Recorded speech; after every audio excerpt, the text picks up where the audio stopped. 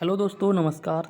जैसा कि आपको पता है कि आर ओ की वैकेंसी 2023 में आने वाली हैं और अभी चल रहा है मई मंथ चल रहा है और ये एक्सपेक्टेशन है जून मंथ में या फिर जुलाई मंथ में। ठीक है, तो इन सब बातों को ध्यान में रखते हुए आज मैं इस वीडियो में आपको बताने वाला हूँ कि आर ओ का सिलेबस क्या है। आज हम सिलेबस के बारे में बात करेंगे, जिसमें आपको प्री का सिलेबस और इसके साथ मेंस का सिलेबस, इन सब के बारे में बात करेंगे। और अगर वीडियो अच्छी लगे प्लीज़ वीडियो को लाइक कर दें, दोस्तों में शेयर कर दें और चैनल को भी सब्सक्राइब कर लें। और हाँ, एक बात का अवश्य ध्यान रखें कि अगर आप सीरियस एस्पिरेंट हैं तो प्लीज़ वैकेंसी का वेट बिल्कुल ना करें और सारी बुकें खरीद लें और जो भी पढ़ना है आपको अभी से पढ़ना स्टार्ट कर दें। या फिर आपने अगर कोई बैच ले रखा है तो आप बैच से पढ़ना स्टार्ट कर दें। तो सबसे पहले हम बात करेंगे प्री के बारे में। ठीक है, तो प्री के बारे में बात करते हैं। देखो, प्री में एक मॉर्निंग शिफ्ट में पेपर होता है और एक होता है इवनिंग शिफ्ट में। ठीक, सेम वैसे ही होता है जैसे यूपी पीसीएस में होता है। ठीक, तो मॉर्निंग शिफ्ट में पेपर होता है, ये जो पेपर है 2 घंटे का होता है। ठीक है, 140 प्रश्न होते हैं और 140 मार्क्स के होते हैं। ठीक, और इसमें आपको जो है सारे के सारे ऑब्जेक्टिव होते हैं, जिसे हम बोलते हैं टिक मार का बोलते हैं। ठीक, और इस पेपर में जो है आपको जीएस पूछा जाता है। ठीक, जिसमें आपका हिस्ट्री, पॉलिटी, जियोग्राफी दोनों आती है, इंडियन जियोग्राफी और वर्ल्ड जियोग्राफी। ठीक है, इकोनॉमिक्स, एनवायरनमेंट और साइंस। और इसके साथ आपके कुछ प्रश्न यूपी स्पेशल के भी आ जाते हैं। ठीक है, और इसमें जो एक दो प्रश्न है मैथ का और प्लस रीजनिंग का भी क्वेश्चन पूछ लिया जाता है और इसके साथ एक आध क्वेश्चन जो है कंप्यूटर का भी आ जाता है। लेकिन बेसिकली पेपर 1 के लिए आपको केवल जीएस पे फोकस करना है। ठीक है, जीएस पे फोकस करना है। जीएस में मैंने जितने सब्जेक्ट बताए उन सारे सब्जेक्ट पे फोकस करना है और इसके साथ आप यहाँ पे देख भी सकते हैं। ठीक है, तो अगर हम यहाँ बात करें तो सामान्य विज्ञान, भारत का इतिहास, भारतीय राष्ट्रीय आंदोलन, ठीक, और भारतीय राजतंत्र, पॉलिटी, अर्थव्यवस्था, इकोनॉमिक्स, भारतीय कृषि, वाणिज्य, व्यापार। ठीक है, ये पार्ट जो है इकोनॉमिक्स में ही एक तरह से मर्ज हो जाता है। जनसंख्या, एनवायरनमेंट। ठीक है, एनवायरनमेंट का अलग बुक होती है और भारत एवं विश्व का भूगोल। ठीक, इसके बाद आगे हम बात करें तो जो राष्ट्रीय आंदोलन हुए थे, ठीक है ना, और अंतर्राष्ट्रीय महत्वपूर्ण घटना, ये आपका हो गया करंट अफेयर। राष्ट्रीय और अंतर्राष्ट्रीय स्तर की महत्वपूर्ण घटनाएं। ठीक, इसके बाद सामान्य बौद्धिक क्षमता, ये आपका हो गया रीजनिंग और ये यूपी स्पेशल हो गया। ठीक है, यूपी स्पेशल में सब कुछ पूछा जाता है, जिसमें शिक्षा, संस्कृति, कृषि, उद्योग, व्यापार एवं रहन सहन। ठीक है ना, इन सब से प्रश्न पूछे जाते हैं। तो इसके लिए अगर हम बात करें बुक की, देखो बुक के लिए एक अलग सेपरेट वीडियो बनाऊंगा मैं। ठीक है, और इसके साथ अगर मैं वीडियो की बुक की बात करूं तो घटना चक्र is best in my opinion. ठीक है, इसके साथ मार्केट में और भी बुकें आती हैं, आप उन्हें भी फॉलो कर सकते हैं। अगर आप मेरे से पूछें तो घटना चक्र इज बेस्ट। ठीक है, एक परीक्षा वाणी भी आती है, वो भी अच्छी बुक है बट मैंने नहीं पढ़ी है, उसका मेरा कोई एक्सपीरियंस नहीं है मतलब उसके लिए। ठीक, एंड इसी में जो सेकंड पेपर होता है, ये जो पेपर है सामान्य हिंदी का होता है, 60 अंक होते हैं। ठीक, 60 मार्क्स होते हैं और 60 प्रश्न। ठीक है, और 1 घंटा, कहने का मतलब है 60 मिनट, 60 क्वेश्चन, 60 मार्क्स के। ठीक, और हिंदी में आप जनरली कर ही जाते हैं, जिसमें आपका विलोम शब्द है, 10 शब्द पूछे जाते हैं 10 नंबर के। इसमें वाक्य शुद्ध, वर्तनी और इसके साथ अनेक शब्दों के एक शब्द, फिर तत्सम, तद्भव, फिर विशेष, विशेषण और पर्यायवाची शब्द, ये सारे जो हैं 60 प्रश्न पूछे जाते हैं 60 मार्क्स के। ठीक है, तो हिंदी के लिए देखो अभी बुक मेरे पास है नहीं है, बाकी कई टॉपर्स हैं जो उनसे बात हुई तो वो प्रीवियस ईयर को ज़्यादा बताते हैं कि प्रीवियस आप फॉलो कर ले 5 से 8 साल पुराने के, और वहीं से आपको हिंदी के सारे क्वेश्चन मिल जाएंगे। ठीक है, और इसके साथ एक आई थिंक केदारीनाथ या केदारनाथ के नाम से एक बुक आती है, केदारनाथ बाहरी के नाम से बुक आती है। ठीक है ना, तो वो बुक हिंदी की काफ़ी अच्छी बुक है, आप चाहें तो उसे खरीद सकते हैं।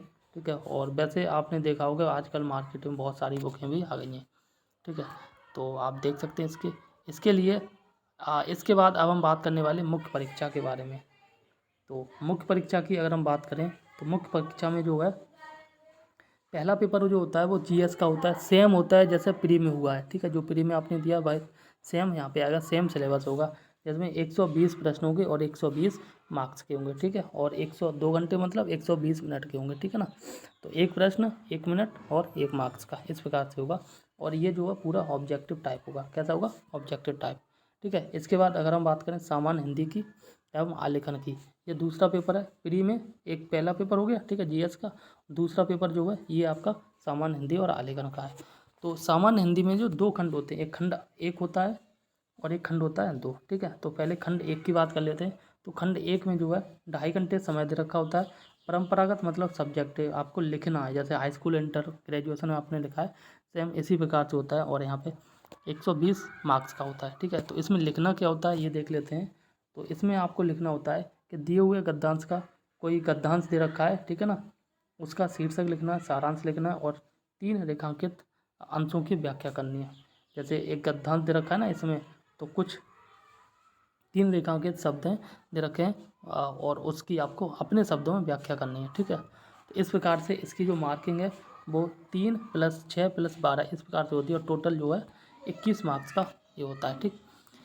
इसके बाद नेक्स्ट अगर हम बात करें तो नेक्स्ट क्वेश्चन जो है ये होता है कि किसी दिए हुए सरकारी पत्र का सारणी रूप में सार लेखन लिखना है, ठीक है ना। कोई पत्र दे रखा होता है, उसका आपको एक तरह से समरी लिखना है और ये आपको 15 मार्क्स की होती है, ठीक। और इसके साथ पत्राचार, इसमें जो है 3 पत्र आते हैं, जिसमें शासकीय, अर्धशासकीय, कार्यालय और आदेश, ज्ञाप या परिपत्र, ठीक। और विज्ञप्ति, टिप्पणी और प्रतिवेदन, अनुस्मारक, इन सब से संबंधित आते हैं। पत्राचार से संबंधित आपको ये पत्र लिखने होते हैं, ठीक। और ये जो पत्र हैं ये आते हैं 24 मार्क्स के, ठीक। ये जो 2 दिख रहे हैं आपको पहले वाले में 2 दिख रहे हैं पत्र, 2 में से 1 लिखना होता है और एक का जो मार्क्स होता है 8 और तीनों में से 1-1 लिखना है, यानी कि 8 × 24, ठीक है ना। इस प्रकार से होता है इसका डिवाइडेशन। इसके बाद नेक्स्ट बात करें तो ये है परिभाषित शब्दावली, ठीक। प्रशासनिक एवं वाणिज्यिक शब्दावली, इसमें आपको क्या है, अंग्रेजी से हिंदी में और हिंदी से अंग्रेजी में लिखना होता है 5 शब्द दोनों में, और ये 10-10 मार्क्स के होते हैं, ठीक है ना। और इसके साथ मुहावरे, लोकोक्ति आएंगी, ये भी 5 शब्द और 10 अंक के होंगे, मतलब प्रत्येक जो है 2 अंक का होगा, ठीक है। और खंड 1 की बात अभी हम कर रहे हैं और इसमें 5वें पॉइंट होता है कंप्यूटर। तो कंप्यूटर में सामान्य ज्ञान आता है तो वो आपको करना होगा। इसके बाद अब हम बात करते हैं खंड 2 की, ठीक है। तो खंड 2 में जो आपको है ये करना होगा सामान्य शब्द ज्ञान एवं व्याकरण, ठीक है ना। तो इसमें आपको क्या क्या करना होगा, सेम वैसे ही है जैसे प्री में जो दूसरा पेपर दिया था आपने हिंदी वाला, सेम वही है, ठीक।